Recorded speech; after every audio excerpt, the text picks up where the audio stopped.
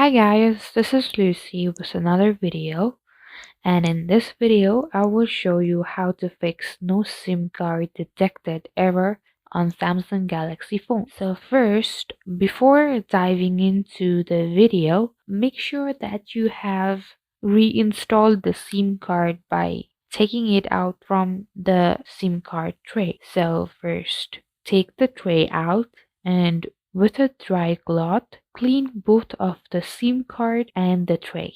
So after that, in your mobile phone, go to settings. Here, click on connections.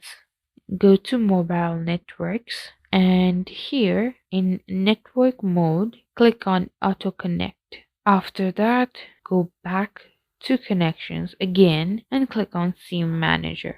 Here, make sure that your SIM has enabled this toggle bar here. After you have turned on your SIM and it still doesn't show your SIM card, then try enabling your flight mode. Wait for a few seconds and turn off the flight mode again.